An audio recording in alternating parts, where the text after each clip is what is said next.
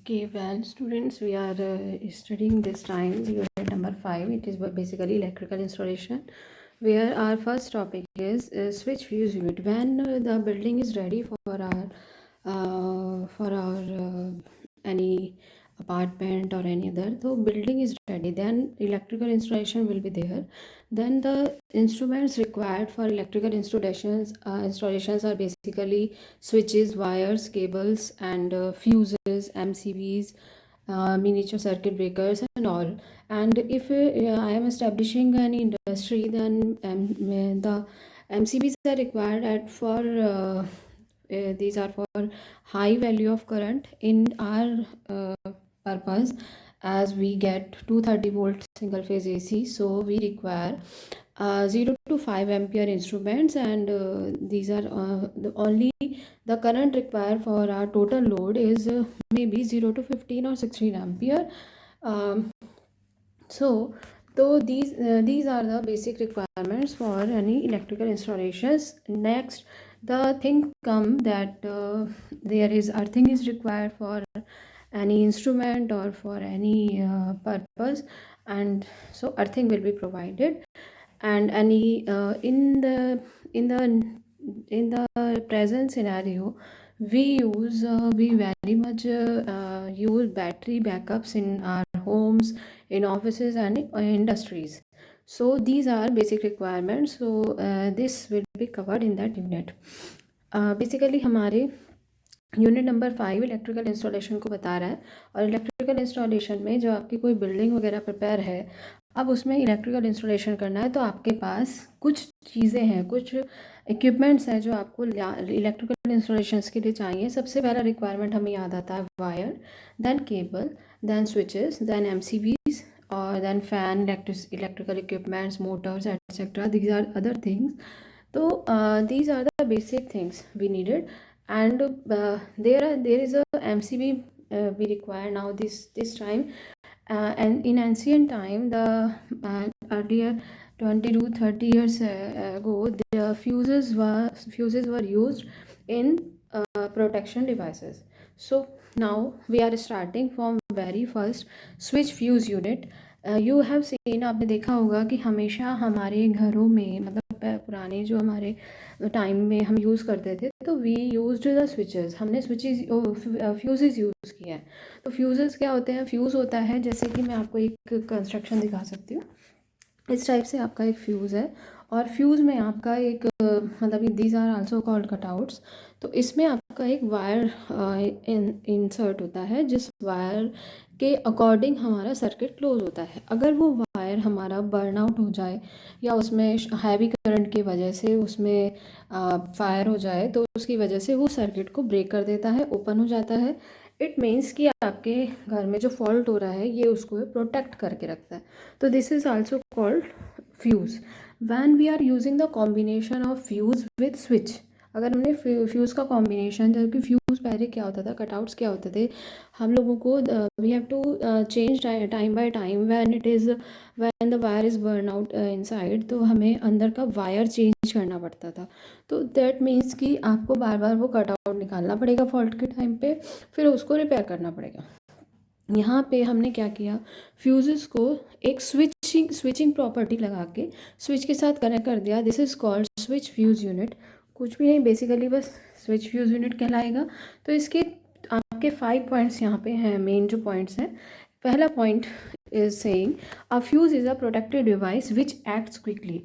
एक फ्यूज़ जो होता है, अभी आपको जैसे डिस्कस किया कि फ्यूज़ एक वो डिवाइस है जो हमें प्रोटेक्शन दे रहा है, प्रोटेक्ट डिवाइस, और वो बिल्कुल क्विक रिएक्शन करता है फॉर फॉल्टी करंट, या we can say heavy currents. Second point is, in abnormal condition it blows and disconnect the circuit from the supply. It is main important point. Thus it provides the circuit protection by destroying itself. It means ये जब आपके घर में कहीं पे fault अगर हो रहा है, तो दैन फॉल्टिंग कंडीशन में इसका जो वायर है वो मेल्ट हो जाएगा, और मेल्ट होके वो हीट की वजह से मेल्ट होके वो ब्रेक हो जाएगा. तो जब ब्रेक हो जाएगा तो सर्किट आपका ओपन हो जाएगा, यानी कि, और many times there may be a fire occur in that wire due to heat losses. तो वहाँ पे फायर भी अकर हो सकती है। तो ये सारी चीज़ें फ्यूज़ेस में कंसिडर होती हैं। इस वजह से ये बोला जाता है, वी कैन से, कि ये अपने आप को फायर करके या अपने आप को बर्न करके ये हमारे सर्किट को आइसोलेट कर देता है फ्रॉम द मेन सप्लाई। अब ये स्विचेस जो है, ये फ्यूजेस जो हैं आपके घर में मेन सप्लाई से कनेक्टेड होते हैं, मेन सप्लाई पे लगे हुए होते हैं। तो क्या होगा, अगर आपके घर के अंदर कोई लोड बस्ट हो गया या कोई शॉर्ट सर्किट हो गया, तो एट दैट टाइम ये फ्यूज़ वायर ओपन हो जाता है, और ओपन होने के बाद वो अपना सर्किट को आइसोलेट कर देता है सप्लाई से, तो सप्लाई से डिस्कनेक्ट कर देता है सर्किट को अंदर। Third point is, a switch is use to isolate the circuit from the supply properly for repair and maintenance. Generally it is manually operated. इसमें क्या होता है, अगर आपको घर में सपोज़ एक फॉल्ट अकर हुआ है और उस फॉल्ट की रिपेयरिंग करनी है या उसकी मेंटेनेंस करनी है, तो इसके लिए रिपेयरिंग या मेंटेनेंस के लिए आपको क्या करना पड़ता है, सप्लाई को आइसोलेट करना पड़ता है, जो आपके घर का सर्किट है आपके घर के सप्लाई से। तो आप क्या करोगे, जो घर में आपने यहाँ पे अगर SFU लगवाया हुआ है, तो you are the better one. आपने बहुत अच्छा काम किया है कि आपने SFU लगाया। तो SFU की वजह से क्या होगा, आप उसको डिस्कनेक्ट करोगे, SFU का स्विच ऑन से ऑफ कर दोगे, तो आपका क्या हो जाएगा, सर्किट प्रोटेक्ट हो जाएगा। आप अपने घर के अंदर जो फॉल्ट अगर हुआ है उसको रिपेयर कराएंगे, मेंटेन कराएंगे, या आपको कोई अपने घर में इंस्ट्रूमेंट चेंज कराना है या स्विच चेंज कराना है, वायर चेंज कराना है, तो उस टाइम पे आप उसको डिस्कनेक्ट कर सकते हो। Fourth point is saying a unit which consist of combination of fuse and switch. तो अगेन आई एम सेइंग कि पहले तो हमारा फ्यूज़ आता था। फ्यूज़ क्या होता था, मैनुअली ऑपरेट करना पड़ता था, उसको निकालना पड़ता था कटआउट्स को, फिर आपको वायर लगाना पड़ता था। अब इसमें इन्होंने और एक टेक्नोलॉजी दे दिया कि अगर हमें मैनुअली ना करना पड़े, बस वहाँ पे एक स्विच प्रोवाइड कर दिया to on and off the fuse, तो इट इज़ कॉल्ड SFU। तो ये हमारी कॉम्बिनेशन बन गया switch fuse unit. Next, fifth point is advantages. Advantages are that number of joints in the circuit get reduced. ये advantage लिख सकते हैं हम। Second point लिख सकते हैं advantage में, due to compact construction less space is required. इसमें space की भी कम requirement होगी। Small boxes placed in the between supply and the circuit of your house. Third point is easy from handling point of view, because switch is provided there, so it is easily handled. Next point, so this will be the SFU, switch fuse unit. Second point is MCB. Now we are not using switch fuse units, now we are not using fuses, we are using MCBs, miniature circuit breaker। जैसे कि हमारे घर की requirement है, तो मैं आपको बताती हूँ कि घर के सारे इंस्ट्रूमेंट्स हमारे 5 एम्पियर 0 to 5 एम्पियर पे वर्क कर रहे हैं। जितना ज़्यादा आपका लोड होगा उतना ही ज़्यादा आपका करंट कंजम्पशन होगा। तो हमने माना कि जो हमारे घर के नॉर्मल इंस्ट्रूमेंट्स हैं, कम पावर के जो इंस्ट्रूमेंट्स हैं, वो हमारे 0 to 5 एम्पियर पे वर्क कर जाते हैं। तो लेकिन घर का जो मेन MCB होता है, जो पूरे घर के लिए लगा हुआ है, it is may be 0 to 16 ampere, तो वो हमें अलग से लगाना होता है। अब घर में प्रोटेक्शन के लिए ये MCBs यूज़ की जाती हैं, बट हम ये देख रहे हैं कि MCB क्या कर रहा है। जैसे अभी तक आपको स्विच फ्यूज़ यूनिट में खुद से जाके फ्यूज़ को ऑफ़ करना पड़ रहा था मेंटेनेंस रिपेयरिंग के लिए, या उसके अंदर का वायर अपना मेल्ट हो जाएगा, ओपन सर्किट कर देगा। लेकिन MCB में क्या होता है, MCB में फायरिंग वगैरह का कोई प्रॉब्लम नहीं होता है। MCB just a trip device. इसमें क्या होगा कि आप इलेक्ट्रिकल, एक जैसे हम फ्यूज़ का एग्जांपल ले लेते हैं। फ्यूज़ में क्या हुआ कि जब आपके मतलब किसी प्रॉब्लम की वजह से, शॉर्ट सर्किट की वजह से heavy amount of current flow हुआ, तो हैवी अमाउंट ऑफ करंट की वजह से वहाँ पर हीट डेवलप हो गया, I2R लॉस डेवलप हो गया, हैवी लॉस डेवलप हो गया, जिसकी वजह से, हीट लॉस की वजह से वहाँ पे आपको बर्निंग मिला और वहाँ पे आपका सर्किट ब्रेक हो गया। तो इसी प्रिंसिपल का यूज़ करके we are designing the MCB, that कि अगर आपका वहाँ पे जो हीट डेवलप हो रहा है, उस हीट को, थर्मल इफेक्ट को, अगर मैं एक क्वांटिटी से कंपेयर करूँ कि अगर टेम्परेचर इससे ज़्यादा इंक्रीज़ हो गया तो we will break the circuit. तो वहाँ पे आप क्या कर रहे हैं, आप इलेक्ट्रिकल एनर्जी का यूज़ कर रहे हैं to switch to tripping the circuit. तो ये आपका इलेक्ट्रिकल टू मैकेनिकल वर्क हो गया। तो बेसिकली MCB जो है आपका, MCB is a electromechanical device. जैसे कि you can see there is a MCB जो हम जनरली घर में यूज़ करते हैं या इंडस्ट्रीज़ में यूज़ हो सकता है, छोटी इंडस्ट्रीज़ में। तो MCB is an electromechanical device, तो दैट वी कैन सी कि we are giving the electrical supply to MCB but we are performing the mechanical operation at the output which makes and breaks the circuit in normal operation and disconnect the circuit under abnormal condition when current exceeds a preset value। तो जब आपका current का हमने एक value दे दिया, अगर current हमारा उस वैल्यू से इंक्रीज कर गया, सपोज आप 0 to 5 एम्पियर का एमसीबी परचेज करके लाए हैं, अगर उसमें आपकी करंट की वैल्यू 5 एम्पियर से इंक्रीज़ कर गई, और 5 एम्पियर से इंक्रीज़ कब करेगी, जब आपका कहीं पे फॉल्ट की कंडीशन अगर हो जाएगी या शॉर्ट सर्किट हो जाएगा या ओवरलोड हो जाएगा। तो इसकी वजह से आपका एमसीबी क्या करेगा, एमसीबी एबनॉर्मल कंडीशन को डिटेक्ट करेगा, करंट की वैल्यू को एक्सीडेड मानेगा और उसकी वजह से सर्किट को डिस्कनेक्ट कर देगा। ठीक है, अब एमसीबी के और क्या पॉइंट्स हो सकते हैं, एमसीबी के बारे में और क्या हो सकता है। तो फर्स्ट तो इलेक्ट्रोमैकेनिकल डिवाइस हो गया। सेकंड पॉइंट ये कहता है MCB is a high fault capacity current limiting trip free automatic switching device with thermal and magnetic operation to provide protection against overload and short circuit। that is very good point। तो ये automatic switching provide करता है। बस main यहाँ पे point यही है कि एक तो ये ट्रिप फ्री है, यानी कि you don't go there and you will switch on और स्विच ऑफ। नो, आपको कोई नीड नहीं है उस टाइम पे करने की, बस वो अपने आप ही automatically it will go switch down or switch on। it will go switch down at the time of abnormal condition। तो automatic switching device है।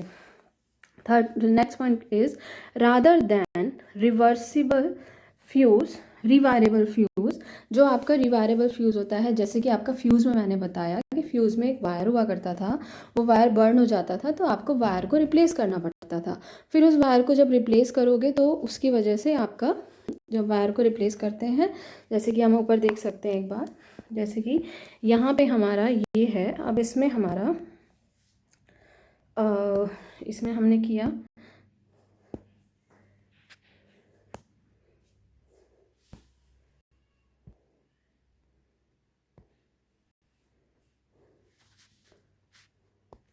इसमें हमने किया तो यहाँ पे एक वायर लगा हुआ है। जब ये वायर हमारा ब्रेक हो जाएगा, यानी कि ये कटआउट है एक टाइप से, और अगर इसमें वायर ब्रेक हो जाएगा तो ये ओपन सर्किट हो जाएगा। और यू नो दैट कि open circuit is not flowing the current, flow कर नहीं होता करंट का। तो हम क्या लेके चल रहे हैं कि अगर ये सब चीज़ें, जैसे ये वायर वहाँ पे रिप्लेस करना पड़ता था, तो इसमें क्या एडवांटेज है आपका, इसमें एडवांटेज है कि आपको यहाँ पे इसको एमसीबी में आपको वायरिंग नहीं करना पड़ता, रीवायरेबल फ्यूज़ की ज़रूरत नहीं है। MCB are use nowadays. Advantages, the first advantage is that its operation, first advantage is that its operation is very fast and it open less than 1 millisecond. ये आपका 1 मिलीसेकेंड से भी लेस टाइम में operate हो जाता है, work करना शुरू कर देता है। No tripping circuit is necessary, the operation is automatic. ये क्या कह रहा है आपसे कि यहाँ पे कोई नेसेसरी नहीं है आपका, यहाँ पे नेसेसरी नहीं है आपका ट्रिपिंग सर्किट के लिए, और provide protection against overload and short circuit without noise. हाँ, जैसे कि हमने ऊपर देखा था फ्यूज़ में, अगर कंपैरिजन देखें तो वहाँ पे मैंने आपको बताया कि वहाँ पे बर्न हो सकता है, थर्मल की वजह से, I²R हीट लॉस की वजह से बर्न हो सकता है, हीट हो सकती है और फायर भी हो सकती है, ज़्यादा ही आपका करंट फ्लो कर गया तो। लेकिन इसमें कोई ऐसी कंडीशन नहीं है, ना तो यहाँ पे आपका नॉइज़ का कंडीशन है, कोई ब्लास्ट नहीं होगा, कोई स्मोक नहीं होगा, कोई फ्लेम नहीं होगा, कुछ नहीं, इसमें आपकी ये वाली प्रॉब्लम्स नहीं है। अब by switching a button only it can reset. और आपको क्या करना है, जैसे कि मान लीजिए आपके घर में कोई फॉल्ट अगर हुआ, एमसीबी ट्रिप हो गई, तो then when you will repair that thing, आपने रेक्टिफाई कर लिया, जो फॉल्ट हुआ था उसको रिमूव कर दिया, फॉल्ट सही हो गया है, तो आप नेक्स्ट जाके आप अपना एमसीबी को ऑन करेंगे तो वो रीसेट हो जाएगा। Then it is saying the mechanical life. सबसे इम्पॉर्टेंट जो चीज़ है वो यही है कि आपका एमसीबी आप 1 लाख टाइम ऑपरेट करा सकते हो, ऑन ऑफ 1 लाख टाइम उसको कर सकते हैं, यानी कि मैकेनिकली स्विचिंग है तो आप उसको 1 लाख टाइम ऑपरेट करा सकते हैं। जो कि हमें लाइफ टाइम इतनी ज़रूरत नहीं पड़ती है उसको ऑन ऑफ करने की। फिर next point is saying these were the advantages. Next point is saying MCBs आपकी 240 वोल्ट सिंगल फेज सप्लाई जो कि हमारे घर में आता है। जो हमारे घर के वायर 3 फेज वायर्स हैं, लाइन वोल्टेज जो होता है 415 वोल्ट, उसके लिए भी हमारे पास अवेलेबल हैं 3 फेज सप्लाई के लिए भी MCBs।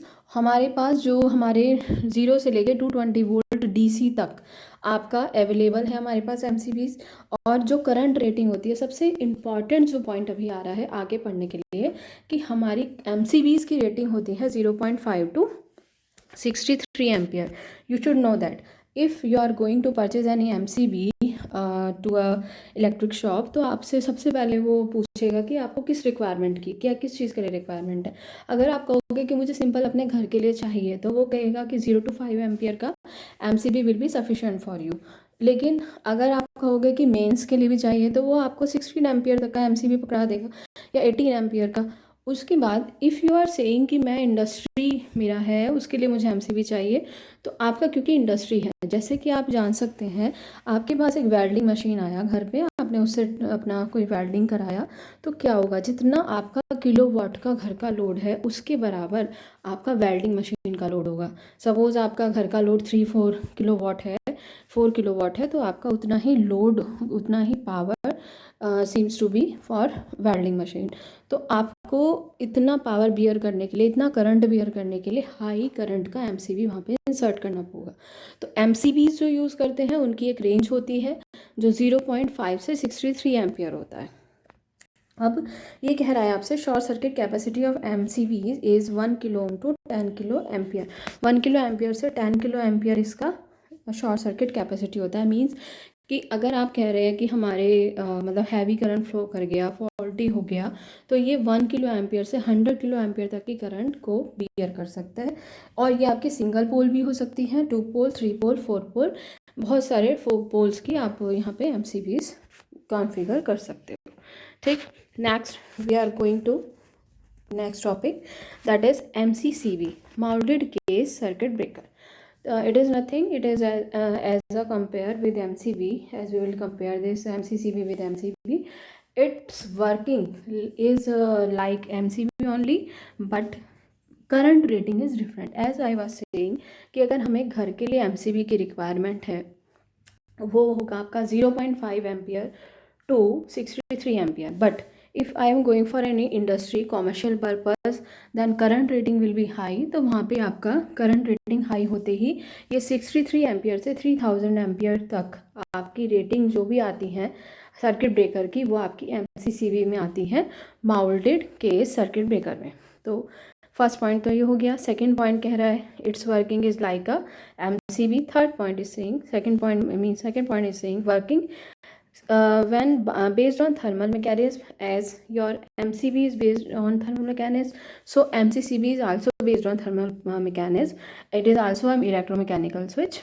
It has a bimetallic contact, expands, contracts when changes in temperature. तो जब टेम्परेचर में चेंज होएगा तो उसके अकॉर्डिंग उसका जो बायोमेटालिक कॉन्टैक्ट है वो थर्मल हीट इफेक्ट की वजह से एक्सपैंड करेगा। और अगर नॉर्मल कंडीशन है, कोई फॉल्टी कंडीशन नहीं है, तो it will contracts. Normal condition में कॉन्टैक्ट्स क्लोज होते हैं, करंट पास होता है, we know that thing very well. और अगर ओवरलोड कंडीशन है, शॉर्ट सर्किट कंडीशन है, फॉल्टी कंडीशन है, तो we will say that current का वैल्यू इंक्रीज होगा।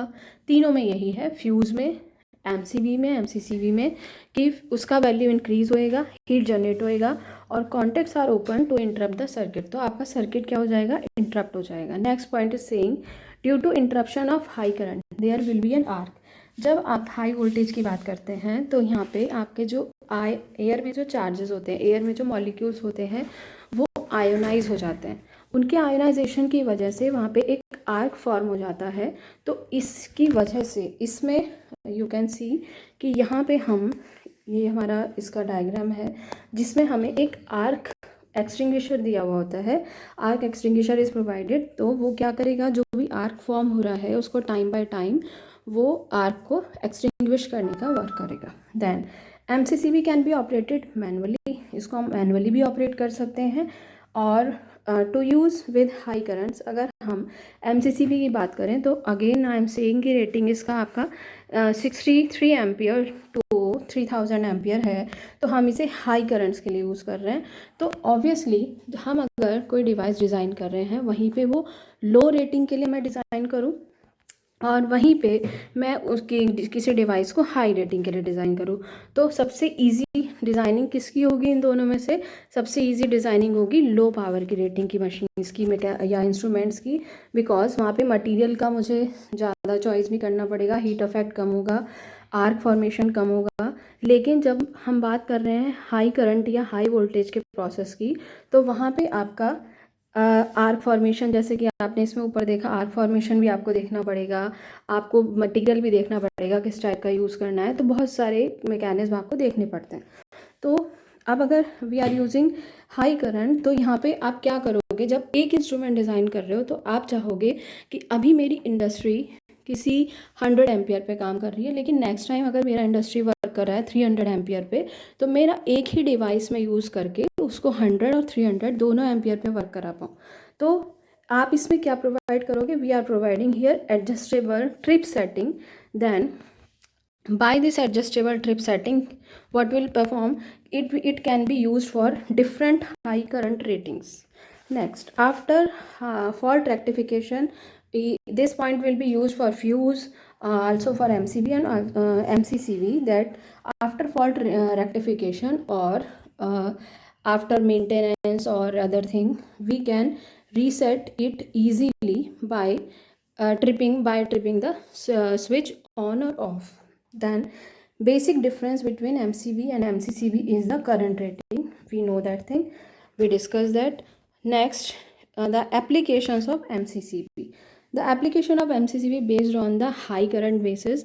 तो इसको हम घर में तो यूज़ नहीं करेंगे, ऑब्वियसली हम इसको एप्लीकेशन यूज़ करेंगे इंडस्ट्रियल पर्पस से। तो आपके इंडस्ट्री में बहुत बड़ी बड़ी जो मशीनरीज हैं तो उनमें करंट कंजम्पशन ज़्यादा होगा, पावर रेटिंग ज़्यादा होगा, that's why you will use that there. तो MCCB इंडस्ट्रियल पर्पस से यूज़ हो रहा है, कॉमर्शियल एप्लीकेशंस के लिए यूज़ हो रहा है। Next is main feeder protection. ये जो फीडर प्रोटेक्शन है मींस आपके पावर सिस्टम में फीडर्स यूज़ करते हैं, जैसे कि to supply from one circuit to another. Next है is generator and motor protection, for capacitor bank protection, then welding applications and also for adjustable trip setting. जैसे कि हमने बताया कि आपका अगर एक ही बार में हम हैवी अमाउंट ऑफ करंट के लिए डिज़ाइन कर रहे हैं तो हम वहाँ पे डिफरेंट करंट की सेटिंग्स चाहते हैं, तो adjustable trip settings you will provide there. तो दिस इज़ योर MCCB, जिसकी हेल्प से आप अपना सर्किट डिज़ाइन कर सकते हो for protection for 63 ampere to 3000 ampere. Next, we will go for difference between fuses and MCB. What is the difference between fuse and MCB? We get there. सबसे पहले आता है कि फ्यूज़ में आपको एक वायर मिलता है। अगर आपके घर में कोई फॉल्ट अगर हो गया तो हीट लॉस की वजह से वो वायर हमारा मेल्ट होके ब्रेक हो जाएगा और उसकी वजह से हमारे घर की जो सप्लाई है वो उसका सर्किट ब्रेक हो जाएगा, यानी कि सप्लाई से डिस्कनेक्ट हो जाएगा, आइसोलेट हो जाएगा। तो सबसे पहला पॉइंट यही है, the operation of fuses dependent on selection of its proper rating. फिर fire fuse wire after operation is replaced with never one but go loose. अगर ये लूज़ हो गया वायर, क्योंकि वायर को लगाने का भी अपना मेथड है और वायर की रेटिंग भी है, यानी कि आपको जितना थिक वायर चाहिए वही रिक्वायर्ड होगा। आप अगर छोटा पतला वायर वहाँ पे यूज़ करोगे तो that will not be required there. तो यहाँ पे अगर आपने वायर को लूज़ छोड़ दिया या जिस टाइप का वायर आपको यूज़ करना था आपने वैसा वायर यूज़ नहीं किया तो वो भी डेंजरस हो जाएगा। That all the things than to replace a blow wire. आपको करंट कैरिंग सर्किट, तो आपको पता है कि अगर करंट कैरिंग सर्किट होता है तो हम उसमें वायर को अगर रिप्लेस कर रहे हैं तो वो थोड़ा सा डेंजरस रहता है। नहीं तो हमें प्रिकॉशनरी तो हम उसमें अपना मतलब रबर मैट लेके उस पर रख के काम करें तो that will be more useful, but it is also dangerous. Replacement, आप बात आती है रिप्लेसमेंट की। आप फ्यूज़ फ्यूज़ का अगर रिप्लेसमेंट कर रहे हैं तो आपको वैसा ही फ्यूज़ चाहिए, वैसा ही वायर चाहिए। अगर आप स्विच फ्यूज़ यूनिट यूज़ कर रहे हैं तो आपको वही वाला किट चाहिए। तो ये मेन थिंग होती है। लेकिन वहीं आप अगर देखें तो हमने एमसीबी में क्या पढ़ा, एमसीबी में आपको 1 लाख मैंने साइकिल्स बताई थी, 1 lakh time you can switch on और स्विच ऑफ द सर्किट। तो ये हमारा एडवांटेज हो गया। तो एमसीबी को आपको बार बार चेंज करने की ज़रूरत ही नहीं पड़ेगी। It is very easy to handle और वहाँ कोई वायरिंग का टेंशन भी नहीं है। सिंपल आपका एमसीबी थर्मल बेस्ड है, इलेक्ट्रोमैकेनिकल डिवाइस है। Okay, next we are coming to earth leakage circuit breaker.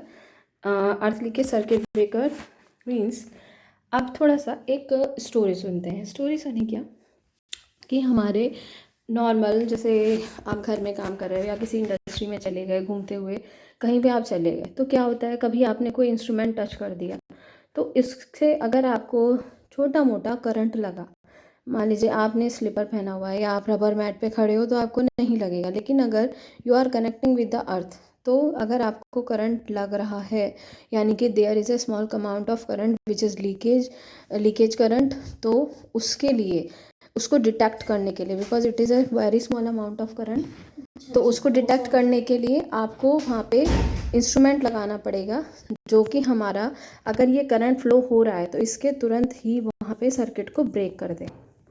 अब इसको कहते हैं अर्थ लीकेज सर्किट ब्रेकर। मीन्स कि अगर आपकी कहीं पे करंट लीकेज हो रही है तो वो सर्किट को ब्रेक कर देगा। अब पढ़ते हैं क्या होता है। ये भी एक तरीके का आपका सर्किट ब्रेकर है, यानी कि जैसे यू आर यूजिंग एमसीबी उसी टाइप से। तो ये कह रहा है पहला पॉइंट, तो हमें यहाँ तक तो समझ में आ गया कि कोई ना कोई करंट हमारी स्मॉल अमाउंट की लीक हो रही है, उस लीकेज करंट को हमें डिटेक्ट करना है। अब मैं एक चीज़ और पूछना चाहती हूँ, जैसे कि मान लीजिए हमारी स्मॉल अमाउंट ऑफ करंट है, तो हम कितना करंट स्मॉल अमाउंट मानेंगे? हम मानेंगे एसी में small amount of current less than 0.5, approximate 0.5, इस टाइप से। तो आपका क्या कोई डिवाइस इस स्मॉल करंट को, या मिली एम्पियर्स में अगर ऐसी ही करंट फ्लो हो जा रही है, एक टाइम में अगर वो करंट फ्लो होता रहा तो एक टाइम में हो सकता है आपका इंस्ट्रूमेंट बर्न भी हो जाए, उसकी वजह से शॉक, उसके अंदर शॉक अकर हो जाए, उसके अंदर स्पार्किंग अकर हो जाए। तो इन सब सेफ्टी डिवाइसेस को यूज़ करने का मतलब ही यही है कि हम चाहते हैं कि हमारा डिवाइस में कभी बर्निंग ना हो, जो हमें पता भी नहीं चल पा रहा है। तो आपने वहाँ पे अर्थ लीकेज सर्किट ब्रेकर यूज़ किया। आप पढ़ते हैं कि अर्थ लीकेज सर्किट ब्रेकर क्या करता है। आपको क्या करना है, जैसे कि हमने ट्रांसफार्मर भी पढ़ चुके हैं, तो ट्रांसफार्मर में हमने एक थ्योरी पढ़ी है कि या तो वोल्टेज को स्टेप अप कर सकते हैं या वोल्टेज को स्टेप डाउन कर सकते हैं। तो आप जानते हैं कि दोनों पावर्स कांस्टेंट होती हैं, P1 इक्वल्स टू P2 होता है, input power equals to output power. तो V1 I1 equals to V2 I2। तो अगर we are increasing the voltage then current will be lower. अब मुझे क्या करना है, मुझे तो जो मैं सपोज 0.3 मिली एम्पियर का करंट फ्लो कर गया, उससे मुझे करंट लग गया, वो मुझे डिटेक्ट नहीं हो पा रहा है, तो मैं क्या करूँगी, उस करंट को डिटेक्ट करने के लिए मुझे स्मॉल अमाउंट के करंट को पहले हाई अमाउंट ऑफ करंट में चेंज करना पड़ेगा। जब हाई अमाउंट ऑफ करंट हो जाएगा तो मैं उसको यूज़ कर सकती हूँ। लेकिन इसके लिए मैं क्या यूज़ करूँ, also I will use obviously a transformer there, जो कि मैं स्टेप डाउन की बात करती हूँ तो मेरे प्राइमरी में टर्न्स ज़्यादा हैं, सेकेंडरी में टर्न्स कम है, यू विल से। तो क्या मतलब है इसका कि आपका जो प्राइमरी साइड वोल्टेज है वो ज़्यादा, आपका जो प्राइमरी साइड वोल्टेज है, अगर मान लीजिए मुझे करंट को हाई करना है तो मुझे सेकेंडरी का वोल्टेज लो करना पड़ेगा, बिकॉज पावर इज़ कांस्टेंट। और सेकेंडरी का वोल्टेज सेकेंडरी का करंट हाई करना है, वोल्टेज लो करना है, वोल्टेज लो करना है तो टर्न्स लो करने हैं। तो यानी कि जो मैं वहाँ पे स्टेप डाउन ट्रांसफॉर्मर बोलती थी वोल्टेज के केस में, वो मेरा यहाँ पे करंट का स्टेप अप होगा, तो मैं वो वाला ट्रांसफॉर्मर यहाँ पे यूज़ करूँगी। It means it is called current transformer, जिसमें आप हैवी अमाउंट की करंट को स्मॉल करंट में या स्मॉल करंट को हैवी करंट में चेंज कर सकते हो। तो ये क्या कह रहा है आपसे, there are certain situations where leakage current can flow through metal bodies of appliances when person touches to such appliances. तो वो ये है कि अगर आपका टच किया आपने तो वहाँ पे आपको शॉक लग गया। 10 a protective device is necessary, तो वहाँ पे प्रोटेक्टिव डिवाइस नेसेसरी है, विच सेंस स्मॉल लीकेज करंट, जो कि स्मॉल लीकेज करंट को भी सेंस कर पाए and disconnect the circuit from supply, और सप्लाई से तुरंत डिस्कनेक्ट कर दे। फिर हम अपने डिवाइस को रिपेयर करा लें कि इसमें लीकेज क्यों हो रही है, किस वजह से हो रही है, क्योंकि वो लीकेज कहीं प्रॉब्लम ना बन जाए बाद में जाके फॉर स्पार्किंग एंड ऑल। और इस वजह से फिर आप उस डिवाइस को क्या करोगे, उस डिवाइस की मेंटेनेंस रिपेयरिंग करा के फिर आप उसको यूज़ कर लोगे।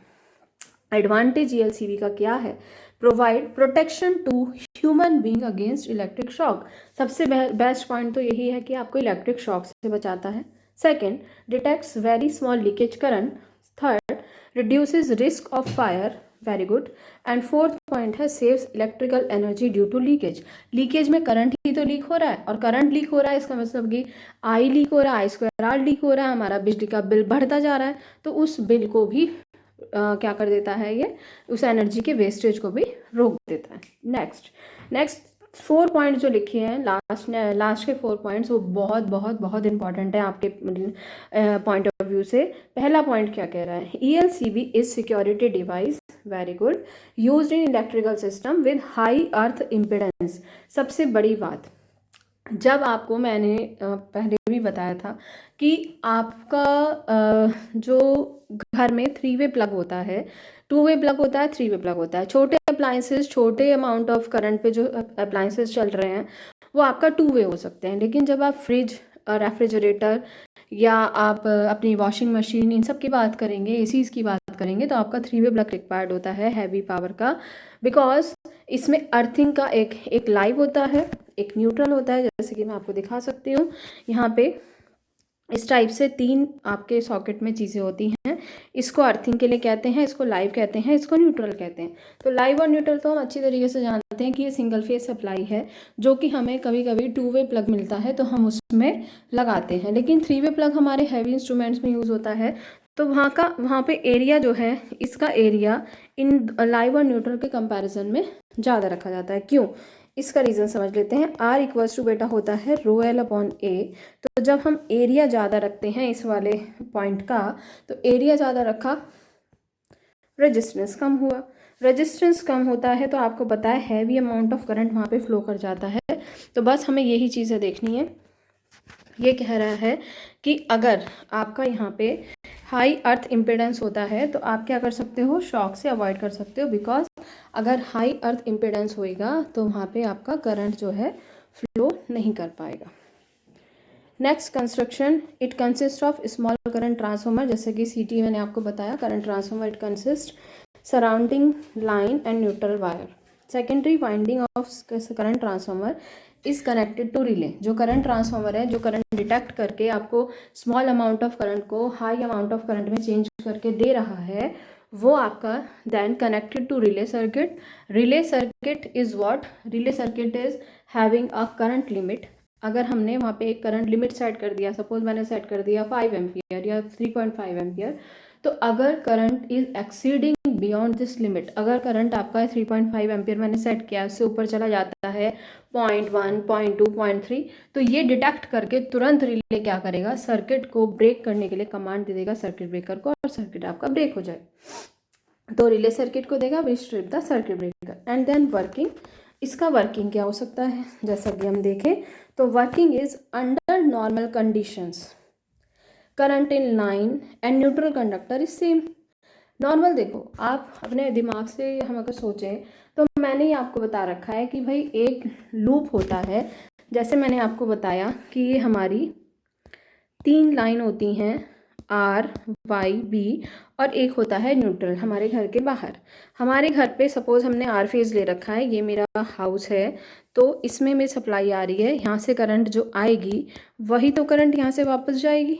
हमें पता है कि ये वाला करंट अगर मेरा लाइन का करंट है और ये वाला करंट मेरा न्यूट्रल का करंट है, तो दोनों करंट सेम होने चाहिए। लेकिन अगर मेरे घर में या किसी इंस्ट्रूमेंट में ही कोई लीकेज हो रहा होगा, तो ये वाली करंट अगर 30 एम्पियर है और यहाँ पे मेरा 28.7 पहुँच रहा है, तो इट मीन्स कि 1.3 एम्पियर का कहीं ना कहीं लीकेज हो रहा है। तो इसका मीन्स हुआ कि आपके जो इंस्ट्रूमेंट है उसमें लीकेज हो रहा है। तो वही प्रिंसिपल बस इन्होंने यूज़ किया कि इन्होंने 2 एमीटर्स लगा दिए, एक लाइन में एक न्यूट्रल में। अगर दोनों करंट सेम हैं, it means earth leakage circuit breaker react नहीं करेगा। लेकिन अगर अंदर कोई डिफरेंस क्रिएट हुआ, इसका मीनिंग कि कोई ना कोई करंट का अंदर लीकेज हो रहा है, तो ये क्या करेगा, करंट अगर ज़ीरो नहीं है तो वहाँ पे कोर एक बना दी गई है, उसमें फ्लक्स प्रोड्यूस होएगा और वो ईएमएफ इंड्यूस करेगा और सर्किट ब्रेकर आपका ट्रिप हो जाएगा। तो नॉर्मल कंडीशन में आपका जो करंट ट्रांसफार्मर है वो कुछ डिटेक्ट नहीं कर पाता है, रिजल्ट तो आपकी जो रिले है वो एनर्जाइज नहीं होती है, नॉर्मल रहता है। लेकिन अनबैलेंस कंडीशन अगर डिटेक्ट करेगा सीटी तो आपकी रिले एनर्जाइज हो जाएगी और सर्किट ट्रिप हो जाएगा। तो ये हमारा जितना भी हमने अभी तक पढ़ा, these are all about circuit breakers. तो हमने जो डिस्कस किया दोबारा से देख लेते हैं एक बार। हमारे घर में जब इंस्टॉलेशंस होते हैं तो हमें प्रोटेक्टेड डिवाइसेस यूज़ करनी पड़ती है। प्रोटेक्टेड डिवाइसेस हमारे घर में जो यूज़ हो रही हैं वो फ्यूज़ से लेके एमसीबी है। पहले फ्यूज़ यूज़ होता था, उसमें थोड़ा सा टेक्नोलॉजी लगा दिया तो वो कहने लगा स्विच फ्यूज़ यूनिट। उसके बाद हमने देखा कि उससे भी एडवांटेज अगर हम पॉइंट देखें तो फिर आया एमसीबी मिनिएचर सर्किट ब्रेकर, लेकिन उसकी रेटिंग 0 to 63 एम्पियर होती है, वो हमारे घर के लिए वैलिड है। बट अगर we are going to industry, commercial purpose, feeders और कैपेसिटर टैंक्स, तो हमें क्या करना पड़ेगा, हमें हाई रेटिंग ऑफ करंट पे जाना पड़ेगा। तो ऑब्वियसली हमें हाई रेटिंग ऑफ करंट के सर्किट ब्रेकर चाहिए, तो वो आपका कहलाता है एमसीबी से दूसरा वर्जन एमसीबी का, it is called moulded case circuit breaker. बस यहाँ तक फिनिश हो जाता है। लेकिन अब प्रॉब्लम ये आई इंडस्ट्रीज़ में या कहीं पे भी कि छोटे छोटे अमाउंट ऑफ करंट लीकेज हो रहे थे। इसकी वजह से धीरे धीरे लीक होते होते बिल ज़्यादा आ रहा था एक कंपनी का। उसने इंडस्ट्री ने चेक कराया तो वहाँ पे देखा गया, जब सर्वे हुआ तो देखा गया कि करंट का लीकेज हो रहा है। उसकी वजह से वहाँ पे आग भी लग सकती थी और कहीं कहीं इंडस्ट्रीज़ में हुआ भी है ऐसा। तो इसकी वजह से एक रिक्वायरमेंट हुई कि earth leakage circuit breaker we should design, जो कि डिटेक्ट करेगा small amount of current, then current transformer will be there जो स्मॉल अमाउंट ऑफ करंट को ट्रांसफॉर्म करेगा in high value of current. That high value of current will energize relay. उसके बाद relay के एनर्जाइजेशन से सर्किट ब्रेकर हमारा trip होएगा। तो ये सारा प्रोसेस ईएलसीबी में देखा गया। तो ये सारी चीज़ें आती है प्रोटेक्शन डिवाइस के अंडर में। Okay, thank you class.